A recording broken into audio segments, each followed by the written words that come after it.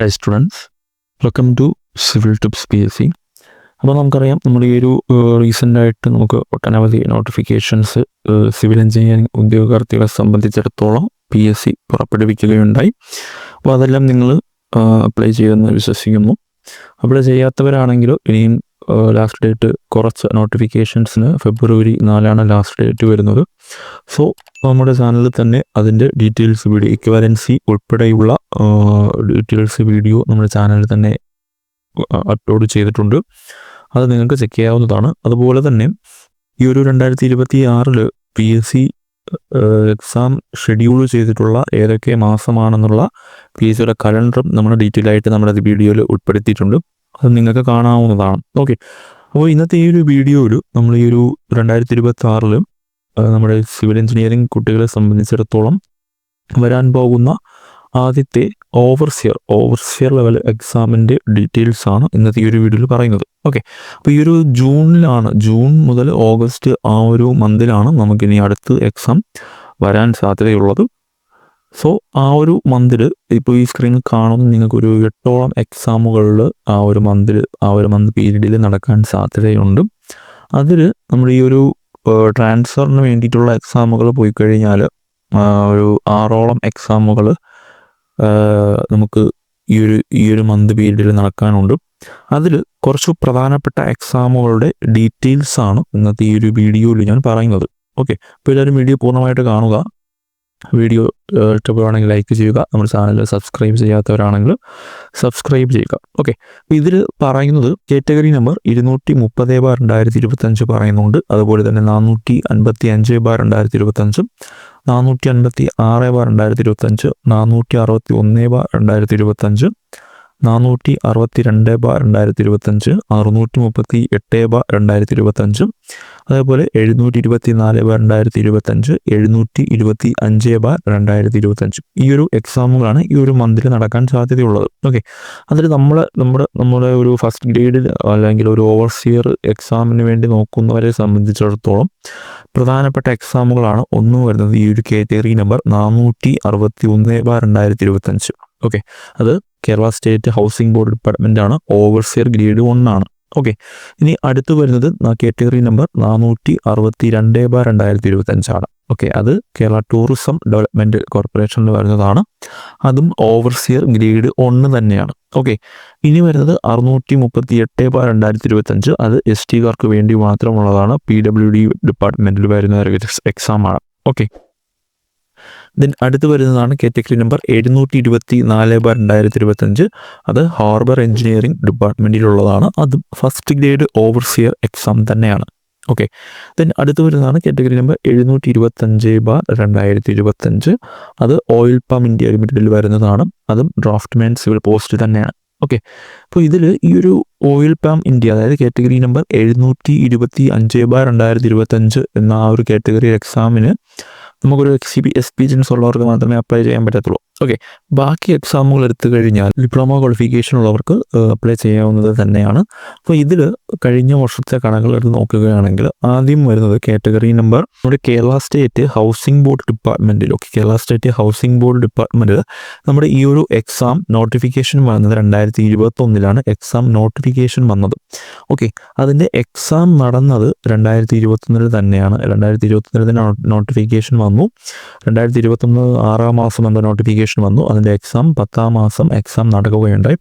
അതിൻ്റെ rank list വന്നത് 23 okay, 2023 അതിൻ്റെ ആ ഒരു റാങ്ക് ലിസ്റ്റ് വന്നിരുന്നത്. ഓക്കെ, അതിൻ്റെ കട്ട് ഓഫ്, ആ സമയത്ത് കട്ട് ഓഫ് എന്ന് പറയുന്നത് 85.67 ആയിരുന്നു. ഓക്കെ, 85.67 ആയിരുന്നു. നല്ലൊരു കട്ട് ഓഫ് ഉള്ള ഒരു എക്സാം ആയിരുന്നു.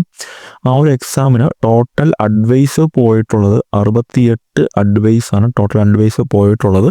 അത് ഈ 2025 ഒക്ടോബർ വരെയാണ് ലാസ്റ്റ് അഡ്വൈസ് പോയിട്ടുള്ളത്. ഓക്കെ, 2025 ഒക്ടോബറിലാണ് ലാസ്റ്റ് അഡ്വൈസ് പോയിട്ടുള്ളത്. ടോട്ടൽ 68 അഡ്വൈസാണ് ആ ഒരു KSHB ഡിപ്പാർട്ട്മെൻറ്റിലെ എക്സാമിനുണ്ട്. ഓവർസിയർ ഗ്രേഡ് 1 തന്നെ കഴിഞ്ഞ വർഷം പോയിട്ടുള്ളത്. ഓക്കെ, ഇനി മറ്റൊന്നാണ് നമ്മുടെ KTDC. ഓക്കെ, KTDC എടുത്ത് നോക്കിക്കഴിഞ്ഞാൽ KTDCയിൽ നമ്മുടെ കഴിഞ്ഞ exam rank list 2013 rank list വന്നത്. അതിൽ ടോട്ടൽ അഡ്വൈസ് പോയിട്ടുള്ളത് 12 അഡ്വൈസാണ് ടോട്ടൽ അഡ്വൈസ് പോയിട്ടുള്ളത്. ഓക്കെ. ദെൻ അടുത്ത് ഉള്ള മറ്റൊരു എക്സാമാണ് നമ്മുടെ harbour engineering department. Okay, harbour engineering ഡിപ്പാർട്ട്മെൻറ്റിലുള്ള എക്സാമിന് നമ്മുടെ എക്സാം 2023 നടന്നത്. ഓക്കെ, എക്സാം 2023 നടന്നത്. അതിൻ്റെ റാങ്ക് ലിസ്റ്റ് വന്നത് 2024 അതിൻ്റെ റാങ്ക് ലിസ്റ്റ് വന്നു. അതിൻ്റെ കട്ട് ഓഫ് എന്ന് പറയുന്നത് 68.33 ആയിരുന്നു അതിൻ്റെ കട്ട് ഓഫ് എന്ന് പറയുന്നത്. അതിൻ്റെ ടോട്ടൽ അഡ്വൈസ് 21 അഡ്വൈസാണ് ഇതുവരെ പോയിട്ടുള്ളത്. അത് ഈ ഒരു നമ്മുടെ ഈ വർഷം 2026 ജാനുവരി വരെ നമ്മുടെ ഈ ഒരു അഡ്വൈസ്, ഈ ഒരു ഹാർബർ എഞ്ചിനീയറിംഗ് ഡിപ്പാർട്ട്മെൻറ്റിൻ്റെ അഡ്വൈസ് പോയിട്ടുണ്ട്. ആ ഒരു 2023 നടന്ന എക്സാമിൻ്റെ അഡ്വൈസ് ഈ ഒരു 2026 ജാനുവരി മന്ത് വരെ പോയിട്ടുണ്ട്. ഓക്കെ, അപ്പോൾ ഈ ഒരു ഹാർബർ എഞ്ചിനീയറിംഗ് ഡിപ്പാർട്ട്മെൻറ്റിൽ ഇതുവരെ 21 അഡ്വൈസാണ് പോയിട്ടുള്ളത്. ഓക്കെ, ഇത്രയാണ് ഞാൻ ഈ പറഞ്ഞതാണ് മെയിനായിട്ടുള്ള ഈ ഒരു ജൂൺ ഓഗസ്റ്റ് മന്തിൽ നടക്കാൻ സാധ്യതയുള്ള ഓവർസീഡ് ഫസ്റ്റ് ഗ്രേഡ് മെയിനായിട്ടുള്ള എക്സാംസ് എന്ന് പറയുന്നത്. ഓക്കെ, അപ്പോൾ ഇനി ഈ പറയുന്നതുപോലെ ഫസ്റ്റ് ഗ്രേഡ് എക്സാമിനെ ഓവർസീഡ് ഫസ്റ്റ് ഗ്രേഡ് എക്സാമിനെ സംബന്ധിച്ചിടത്തോളം നമുക്ക് മെയിനായിട്ട് വരുന്ന ടോപ്പിക്സുകളാണ്. ആദ്യത്തത് ഈ ഒരു survey levelling and modern instrument. അത് നമുക്ക് 20 മാർക്കിനാണ് ചോദിക്കുന്നത്. അതുപോലെ തന്നെ ബിൽഡിംഗ് മെറ്റീരിയൽസ് 10 മാർക്ക്, അതുപോലെ തിയറി ഓഫ് സ്ട്രക്ചർ 10 മാർക്ക്, അതുപോലെ construction technology 10 mark, quantity survey അല്ലെങ്കിൽ estimation 10 mark, then irrigation engineering 10 mark, Jio technical engineering 10 mark, അതുപോലെ transportation 10 mark, environmental engineering 10 mark. Okay, അങ്ങനെ ഈ ഒരു മെയിനായിട്ടുള്ള സബ്ജക്റ്റുകളാണ് നമ്മുടെ ഈ ഒരു ഓവർസീഡ് ഗ്രേഡ് 1 എക്സാമിന്, ഫസ്റ്റ് ഗ്രേഡ് ഓവർസീഡ് എക്സാമിന് മെയിനായിട്ട് വരുന്നത്. ഓക്കെ, നമുക്കറിയാം ഏറ്റവും കൂടുതൽ മാർക്ക് നമുക്ക് വരുന്നത് സർവേയിലാണല്ലേ. സർവേ ആൻഡ് അതിൽ ലെവലിംഗ് ആൻഡ് മോഡേൺ ഇൻസ്ട്രുമെൻ്റ് എല്ലാം കൂടെ ഉൾപ്പെട്ടതാണ്. 20 മാർക്കിനാണ് നമുക്കത് ചോദിക്കുന്നത്. ഓക്കെ, അപ്പോൾ ഞാൻ പറയാൻ വരുന്നത് നമുക്ക് ഈ ഒരു ഫസ്റ്റ് ഗ്രേഡ് എക്സാമിന് പ്രിപ്പയർ ചെയ്യുന്നതിനോടൊപ്പം തന്നെ നിങ്ങൾ ചെയ്യേണ്ട ഒരു കാര്യമാണ് ഈ ഒരു സബ്ജക്റ്റുകളെ നിങ്ങൾ 3ആയിട്ട് ഡിവൈഡ് ചെയ്യുക. ഓക്കെ, അതായത് ഇപ്പം മെയിനായിട്ടുള്ള സബ്ജക്റ്റ് ഫസ്റ്റ് പ്രയോറിറ്റി കൊടുത്ത് പഠിക്കേണ്ട സബ്ജക്റ്റുകൾ ഏതൊക്കെയെന്ന് പറഞ്ഞാൽ, ആദ്യം നിങ്ങൾ സർവേ പഠിക്കുക, അതുപോലെ BM അതായത് building materials, building construction BC, then estimation. Okay, ഇത്രയും സബ്ജക്റ്റ്, ഈ ഒരു 4 സബ്ജക്റ്റിനും നിങ്ങൾ ഫസ്റ്റ് പ്രയോറിറ്റി കൊടുത്ത് തന്നെ പഠിക്കുക. കാരണം ഈ ഒരു 4 സബ്ജക്റ്റും നമുക്കറിയാം ഫസ്റ്റ് ഗ്രേഡിനായാലും സെക്കൻഡ് ഗ്രേഡിനായാലും തേർഡ് ഗ്രേഡിനായാലും കവർ ചെയ്തു വരുന്ന സബ്ജക്റ്റുകൾ തന്നെയാണല്ലേ. സോ ഈ ഒരു 4 സബ്ജക്റ്റിന് നിങ്ങൾ ഫസ്റ്റ് പ്രയോറിറ്റി കൊടുത്ത് പഠിക്കണം. ഓക്കെ, ഇനി സെക്കൻഡ് പ്രയോറിറ്റി കൊടുത്ത് പഠിക്കേണ്ടതാണ് നമ്മുടെ ട്രാൻസ്പോർട്ടേഷൻ. ഓക്കെ, ട്രാൻസ്പോർട്ടേഷൻ, അതുപോലെ തന്നെ ഇറിഗേഷൻ, അതുപോലെ തന്നെ എൻവയോൺമെൻറ്റ് എഞ്ചിനീയറിംഗ്. ഓക്കെ, ഈ ഒരു 3 സബ്ജക്റ്റിനും നിങ്ങൾ സെക്കൻഡ് പ്രയോറിറ്റി കൊടുത്ത് പഠിക്കുക. ഓക്കെ, അപ്പോൾ അടുത്തത് ബാക്കിയുള്ള സബ്ജക്റ്റ്, അതായത് നമ്മുടെ GT, അതുപോലെ തന്നെ തിയറി ഓഫ് സ്ട്രക്ചർ, അതൊക്കെ നിങ്ങൾ ഒരു 3ാമത്തെ പ്രയോറിറ്റി കൊടുത്ത് പഠിക്കുക. ഓക്കെ, അപ്പോൾ നമുക്കറിയാം ഈ ഒരു നമ്മുടെ സെക്കൻഡ് ഗ്രേഡ് എക്സാമുകൾക്ക് ട്രാൻസ്പോർട്ടേഷനും ഇറിഗേഷനും അതുപോലെ എൻവയോൺമെൻറ്റും ഒക്കെ ആവശ്യമുള്ള സബ്ജക്റ്റുകൾ തന്നെയാണല്ലേ. അതുപോലെ തന്നെ ഞാൻ ആദ്യം പറഞ്ഞ ഫസ്റ്റ് പ്രയോറിറ്റി കൊടുത്ത് പഠിക്കാനും പറഞ്ഞ സർവേ, BM, BC, എസ്റ്റിമേഷൻ, ഈ ഒരു സബ്ജക്റ്റ് 4 സബ്ജക്റ്റും ഗ്രേഡ് 3-ക്കായാലും ഗ്രേഡ് 2-നായാലും വരുന്ന സബ്ജക്റ്റുകളാണ്. മാർക്ക് ഡിസ്ട്രിബ്യൂഷൻ്റെ കാര്യത്തിൽ ചെറിയ വേരിയേഷൻസ് വരാറുള്ളൂ. ഓക്കെ, സോ നിങ്ങൾ ഫസ്റ്റ് പ്രയോറിറ്റി ഈ ഒരു സബ്ജക്റ്റുകൾക്ക് തന്നെ കൊടുക്കുക, അതായത് survey, BM, BC, estimation. Then second priority കൊടുക്കേണ്ടതാണ് ട്രാൻസ്പോർട്ടേഷൻ, ഇറിഗേഷൻ, ഈ ഒരു എൻവയോൺമെൻറ്റ് എഞ്ചിനീയറിംഗ്. ഇതിൽ ഈ ട്രാൻസ്പോർട്ടേഷനിൽ തന്നെ നിങ്ങൾ ആദ്യം road, railway, then bridge, okay, ആ ഒരു ഓർഡറിൽ തന്നെ പഠിച്ചു പോകാൻ ശ്രമിക്കുക. ഓക്കെ, അതുപോലെ തന്നെ environment engineering, public health and sanitation ആദ്യം നിങ്ങൾ കവർ ചെയ്യാൻ ശ്രമിക്കുക. ഈ ഒരു സെക്കൻഡ് പ്രയോറിറ്റിയിലുള്ള സബ്ജക്റ്റുകളായി എടുക്കുമ്പോൾ, നിങ്ങൾ എൻവയോൺമെൻറ്റ് എഞ്ചിനീയറിംഗ് പഠിക്കാനായിട്ട് എടുക്കുമ്പോൾ ആദ്യം നിങ്ങൾ പബ്ലിക് ഹെൽത്ത് ആൻഡ് സാനിറ്ററി ആ ഒരു ടോപ്പിക്കുകളൊക്കെ നിങ്ങൾ കവർ ചെയ്യാൻ ശ്രമിക്കുക. ഓക്കെ, അപ്പോൾ ഈ ഒരു രീതിയിൽ പോയി കഴിഞ്ഞാൽ ഗുണമെന്ന് പറഞ്ഞാൽ നിങ്ങൾക്ക് ഫസ്റ്റ് ഗ്രേഡ് ഓവർസിയർ എക്സാമിന് വേണ്ടി പ്രിപ്പയർ ചെയ്യുന്നവർക്കായാലും, അതുപോലെ സെക്കൻഡ് ഗ്രേഡ് ആയാലും തേർഡ് ഗ്രേഡിനായാലും നിങ്ങൾക്ക് ആ ഒരു പാറ്റേൺ നിങ്ങൾക്ക് ഈസി ആയിട്ട് പഠിച്ചെടുക്കാൻ കഴിയും. ഓക്കെ, ഞാനിത് പറയുന്നുണ്ടെങ്കിലും നിങ്ങൾക്ക് നിങ്ങളുടെ ടൈം ടേബിൾ അനുസരിച്ച് അല്ലെങ്കിൽ നിങ്ങൾക്ക് നിങ്ങളുടെ രീതിക്കനുസരിച്ച് പഠിക്കാം. ചില പിള്ളേരാണെങ്കിൽ ഈ ഒരു ഫസ്റ്റ് പ്രയോറിറ്റിയിലുള്ള ഒരു സബ്ജക്റ്റും അതുപോലെ തന്നെ സെക്കൻഡ് പ്രയോറിറ്റിയിലുള്ള ഒരു സബ്ജക്റ്റും എടുത്ത് കമ്പൈൻ ചെയ്തൊക്കെ പഠിക്കും. അതൊക്കെ നല്ല കാര്യങ്ങൾ തന്നെയാണ്. അതൊക്കെ നിങ്ങൾക്ക് ഡിസൈഡ് ചെയ്യാവുന്നതാണ്. സോ ഞാൻ എന്നാലും ഇത് ഒന്ന് ജസ്റ്റ് പറഞ്ഞതേ ഉള്ളൂ.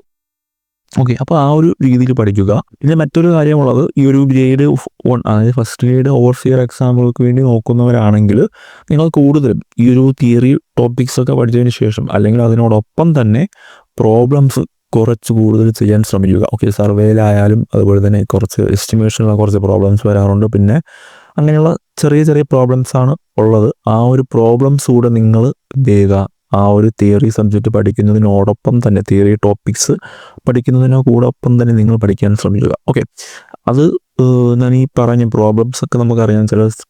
ചില ക്വസ്റ്റ്യൻ പേപ്പറുകൾ റാങ്ക് മേക്കിംഗ് ആ ഒരു രീതിയിലോട്ട് പ്രോബ്ലംസിൻ്റെ ക്വസ്റ്റ്യൻസ് വരാറുണ്ട്. സോ ഫസ്റ്റ് ഗ്രേഡിനാണ് നിങ്ങൾ കോൺസെൻട്രേറ്റ് ചെയ്യുന്നതെങ്കിൽ തിയറി സബ്ജക്റ്റിനോടൊപ്പം തന്നെ നിങ്ങൾ ആ ഒരു പ്രോബ്ലംസിനും, എത്ര തരം പ്രോബ്ലംസ് നമ്മളിപ്പോൾ സർവേയിലൊക്കെ ഇഷ്ടംപോലെ പ്രോബ്ലംസ് വരുന്ന ടോപ്പിക്സുകളുണ്ട്. അപ്പോൾ ആ ഒരു പ്രോബ്ലംസ് വരുന്ന എല്ലാ ടോപ്പിക്സും നിങ്ങൾ ആ ഒരു തിയറി സബ്ജക്റ്റിൻ്റെ കൂടെ തന്നെ കവർ ചെയ്ത് പോകാൻ ശ്രമിക്കുക. ഓക്കെ, അപ്പോൾ ഇത്രയാണ് പറയാനുള്ളത്.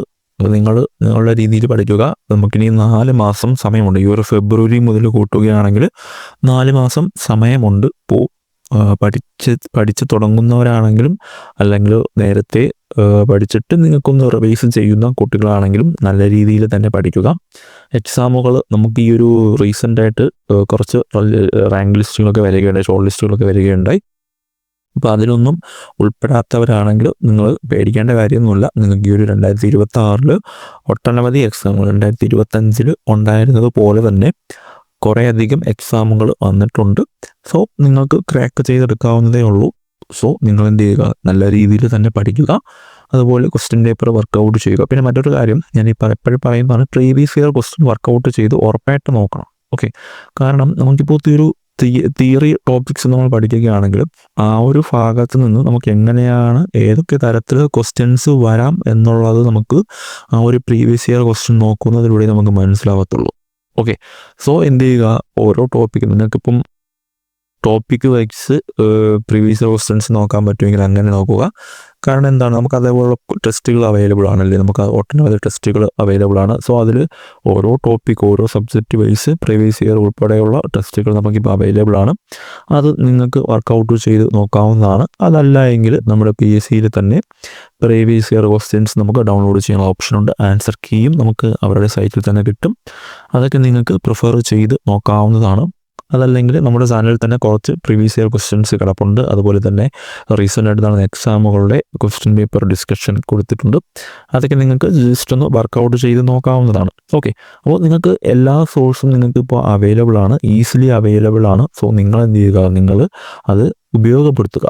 ഓക്കെ, അപ്പോൾ നിങ്ങൾ പ്രീവിയസ് ഇയർ ക്വസ്റ്റ്യൻസൊക്കെ നോക്കുക. അതുപോലെ തന്നെ നമ്മളിപ്പം തിയറി ടോപ്പിക്സ് കൂടുതൽ പഠിക്കുന്നതോടൊപ്പം അതിൽ കൂടുതൽ നമുക്കിപ്പോൾ ഒരു ചെറിയ ടോപ്പിക്കാണ്. ഇപ്പോൾ ഒരു BM ബിൽഡിംഗ് മെറ്റീരിയൽസ് ടിമ്പർ എന്ന സബ്ജക്റ്റ് ആണെങ്കിൽ ആ ഒരു ടിമ്പർ എന്ന സബ്ജക്റ്റിൽ നമുക്ക് വരാൻ സാധ്യതയുള്ള എല്ലാ ക്വസ്റ്റ്യൻസും നമ്മൾ നോക്കുക. ഓക്കെ, ഇനി ഗ്രേഡ് 3 എക്സാമിന്, ഗ്രേഡ് 3 അതുപോലെ തന്നെ ഗ്രേഡ് 2 എക്സാമിനൊക്കെ വേണ്ടി മാത്രം നോക്കുന്നവരാണെങ്കിൽ നിങ്ങൾ എന്ത് ചെയ്യുക, ഈ ഒരു സിലബസ് പ്രകാരമൊക്കെ പഠിച്ചതിന് ശേഷം നിമ്മിയുടെ ടെസ്റ്റ് കൂടെ ഒന്ന് റെഫർ ചെയ്യുന്നത് നന്നായിരിക്കും. ഓക്കെ, നമുക്കറിയാം ഈ ഒരു കഴിഞ്ഞ ഒരു ഗ്രേഡ് 3 എക്സാമിന് നിമി ടെസ്റ്റിലുള്ള അതേ സെൻറ്റൻസ് എടുത്തിട്ട് എന്ത് ചെയ്യുകയുണ്ടായി, ക്വസ്റ്റ്യൻസ് ചോദിക്കുകയുണ്ടായി അല്ലേ. സോ ഗ്രേഡ് 3 അല്ലെങ്കിൽ ഗ്രേഡ് 2 എക്സാമൊക്കെ അതിന് വേണ്ടി മാത്രം നോക്കുന്നവരാണെങ്കിൽ എന്ത് ചെയ്യുക, നിങ്ങൾ നിമി ടെസ്റ്റിലൂടെ ഒന്ന് റെഫർ ചെയ്യുക. അതിലുള്ള പോയിൻറ്റ്സ് നിങ്ങൾ ജസ്റ്റ് ഒന്ന് വായിച്ചു വെച്ചിട്ടില്ല, അതിൽ ഇമ്പോർട്ടൻറ്റ് പോയിൻറ്റ്സ് ഒക്കെ നിങ്ങൾക്ക് നോട്ട് ചെയ്ത് വയ്ക്കാവുന്നതാണ്. സോ ആ ഒരു രീതിയിലൊക്കെ തന്നെ പഠിക്കുക.